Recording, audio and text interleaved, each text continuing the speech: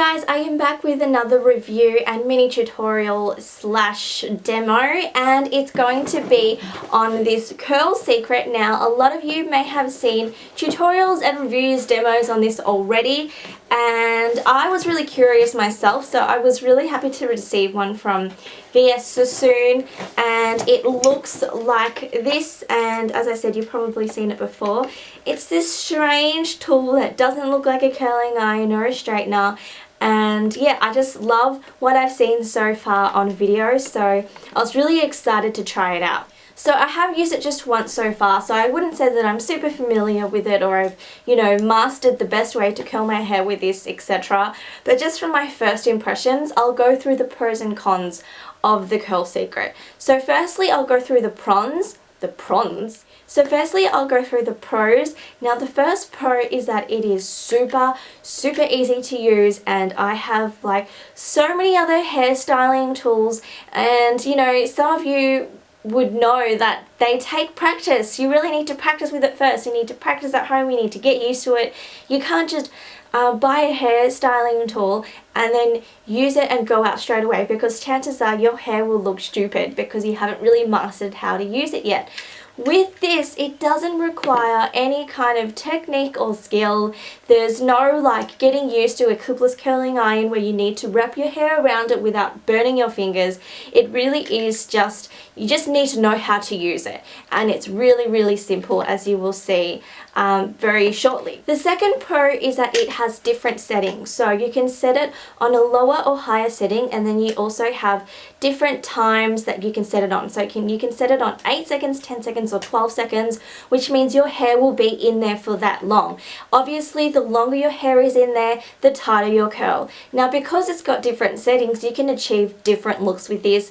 And if you watch the VS tutorials on this, you will realize just how many looks you can achieve, or just how many sort of different curls you can achieve with this one tool without any skill required. So I think the whole amazing thing about this isn't so much that you can achieve different looks, because yes, you can achieve different looks with a curling iron as well, but the fact that you can do that without any skill. So the first con is that it does take a little bit longer than using a curling iron, and that's because it's set on a set number of seconds.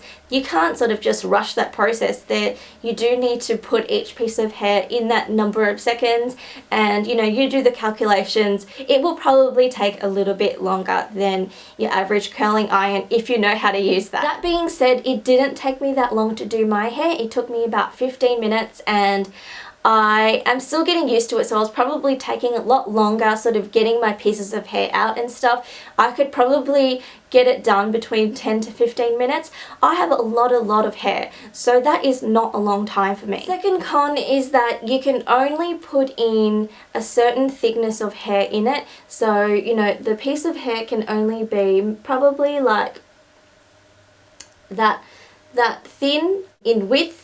You can't sort of go any thicker than that, because if you do, it will get caught. I did try it, it did get caught. The good thing is that your hair doesn't sort of just get caught and broken and burnt, and then you can easily just take your hair out of it. So would I recommend the curl secret? I absolutely would, if you are the type of girl that just cannot work out how to use a curling iron or curling tongs, and you really want to be able to curl your hair easily. This is definitely the tool for you. The curl secret also comes with this heat pad, and this has been a lifesaver for me because, believe it or not, I don't currently have one, and I was curling my hair the other day. I put my curling tongs on the carpet. I turned it off already, but it must have been still hot. I was so stupid and I burnt the carpet. So I'm going to use this religiously now. The other thing that it comes with is this pouch, and so if you're traveling, you can easily pop that in and travel with it. You also have this clip to pop in here to clean the hair that is inside. Okay, so this is my hair the day after I've washed it, and you will see maybe just some little random wavier bits, and it is because I was having a little bit of a play around with the tool last night. But generally my hair is this kind of texture, and it looks like this the day after I wash it anyway, if I haven't styled it. So I'm going to turn this on. So the red light is flashing there and it's ready when it stops flashing. So I've got it on the lowest setting at the moment, and I've got it on set at 8 seconds, which is also the shortest time. You can set it for 8 seconds, 10 seconds or 12 seconds, but I'm going for a sort of very natural beachy waves kind of look, so let's have a go. So I've already sprayed my hair with heat protectant. I use the Tresemme heat protectant, but you can use any kind. So I've sprayed it already and I've combed it all the way through. I also have a hair clip to separate my hair, so I'm going to separate my top layers from my bottom. So I'll start on this side, and I'm not going to be too precise with it. Now, of course, you need to make sure that your hair is tangle free, otherwise it will get tangled inside the hair tool. So just going to set up the first piece, which is about that much in thickness. Now the light has stopped flashing, so what you do is you put the piece into the tool where you want the curl to begin. So I want it to begin around here, and then you clamp it.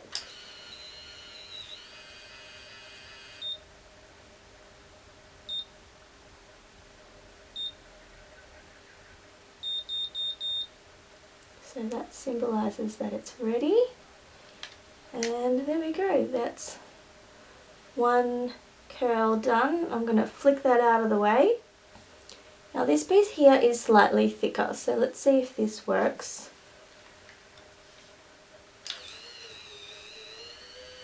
Yep. So it'll beep 4 times. And then that symbolises that it's ready. There you go. I prefer a thicker piece because, as I said, I'm going for a natural wave. So if you want, you can also, with your fingers, twirl it in the direction of the curl as well, so that it helps it stay.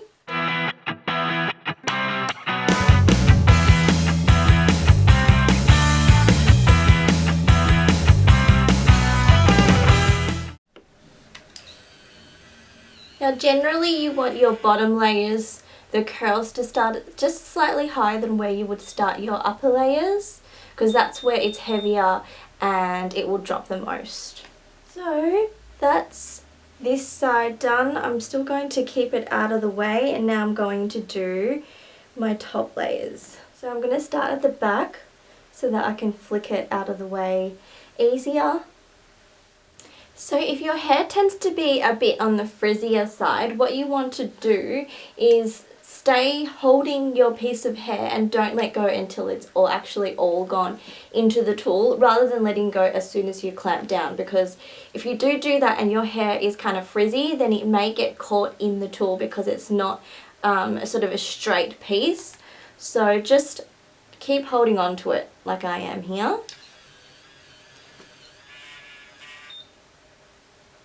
So that way you just sort of keep control of the hairpiece.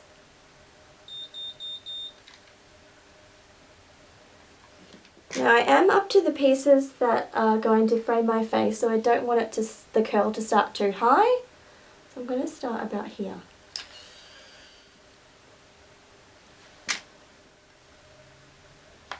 Okay, so that's one side done. It is looking pretty curly at the moment, but what I'm going to do is I'm just going to leave that alone before I do anything to it. Just let the curls set, and I'm going to work on this side.